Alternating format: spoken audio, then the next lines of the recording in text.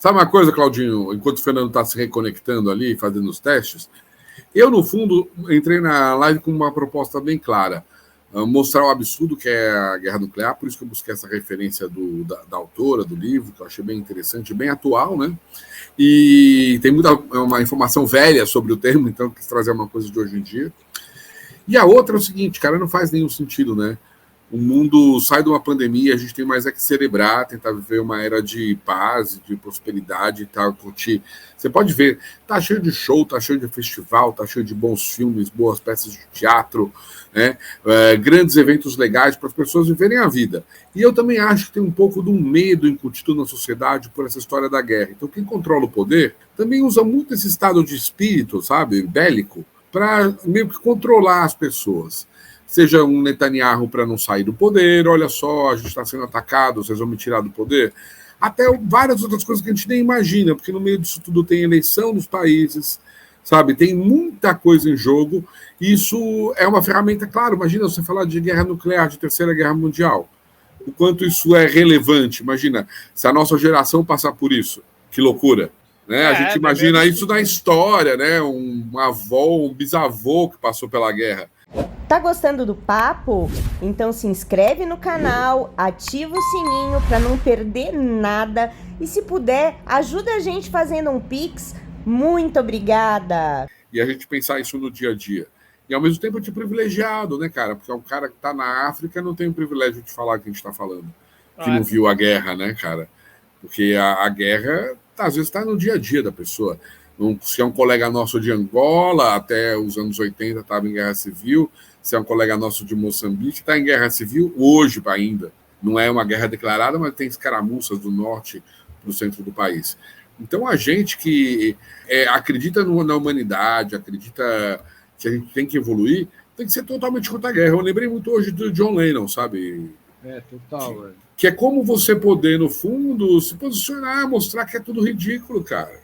Que não faz sentido algum. Essa semana o filho dele veio se posicionar contra o Bolsonaro, viram? O filho do John Lennon veio... O Sean Lennon. Exato, sim. Mas aí, ainda nesse papo, vou passar um videozinho aqui enquanto o Fernando normaliza ali, cara, que me pegou hoje e tem tudo a ver com isso que a gente está falando, que é o Carl Sagan falando sobre como nós causamos, e vem muito disso através do medo, né? Ele fala... Muito bom. Sabe qual é? Sei, muito bom. É que eu acho que está sem legenda só e talvez a gente faça uma...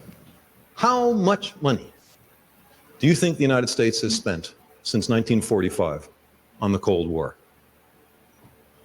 Sometimes I ask this question and from the back of the audience comes an answer, billions and billions. A huge underestimate, billions and billions. The amount of money that the United States has spent on the Cold War since 1945 is approximately $10 trillion. Trillion, that's the big one, with the T. What could you buy? Isso é nos anos 80, hein? Trillion. Pois é, dollars? 90. The answer is 1990. you could buy everything in the United States except the land. Everything.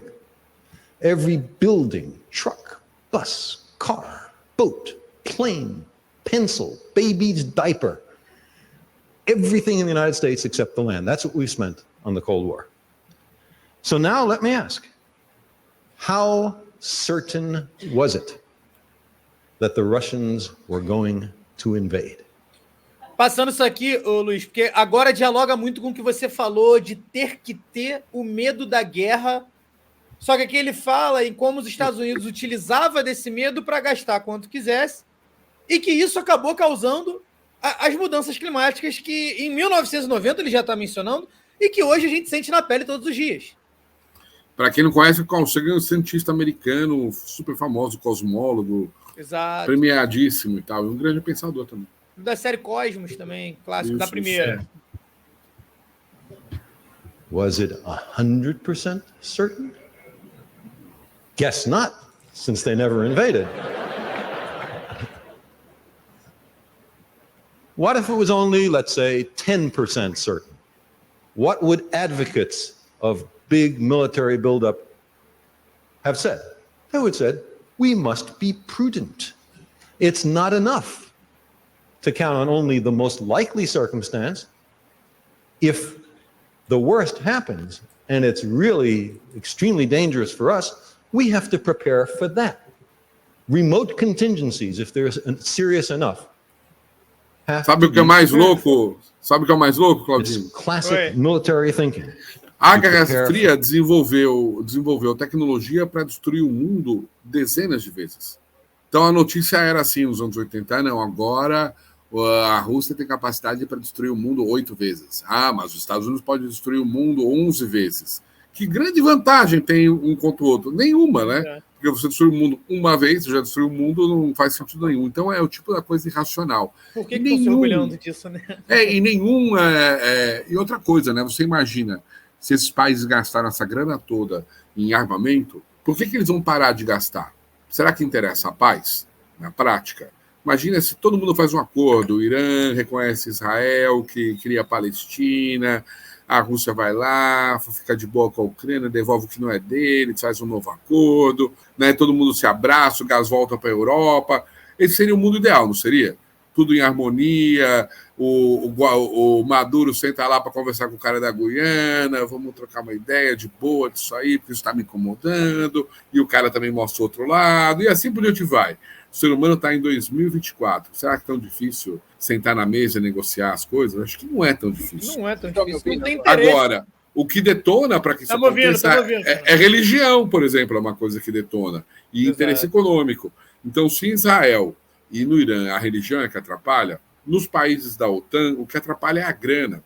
Porque grande parte dessa indústria bélica roda uma quantidade brutal de dinheiro. Empregos, dinheiro, economia. Se parar de investir em arma, vai investir no quê? E eu te falo, Claudinho, sabe no que podia investir?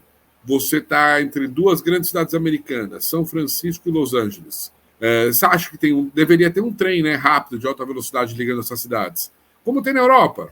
De Paris para uma outra cidade grande na França, Marseille, por exemplo, Rennes. Tem um trem rápido, você vai em horas. A Espanha tem isso. Os Estados Unidos é muito mais rico que a Espanha. Você pega um trem em Barcelona e 1 hora e pouquinho você está em Madrid, de trem. Demora de 9 a 13 horas um trem entre São Francisco e Los Angeles. No país mais rico do mundo. Por que será que eles não têm isso? Porque eles investiram a grana na arma, não investiram a grana no próprio país. Então, no fundo, essa história de você perpetuar uma máquina de guerra tem a ver também com interesse econômico. Tem que direcionar a grana da economia para outras áreas. Infraestrutura, ciência e tecnologia, transporte, geração de energia. O mundo está aí para ser construído, cara.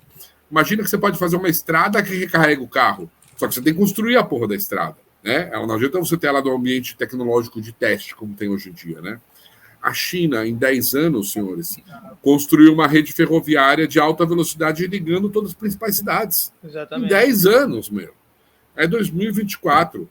Então, passar a gastar dinheiro em coisas mais interessantes e realmente vai dar benefício para a humanidade é o que faria a diferença. Isso traria a paz.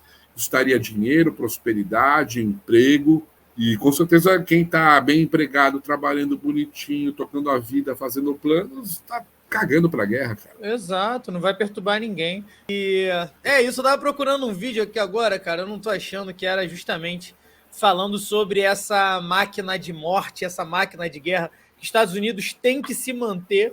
Porque, como o Luiz falou, cara, o Carl Sagan traz um número ali de 45 até 90, 45 anos, portanto, né? 10 trilhões foram gastos com armamento. Agora vamos imaginar de 90 até 24, onde a gente está hoje, 34 anos, portanto. Deve ter sido gastado uma proporção parecida, né? Um número parecido.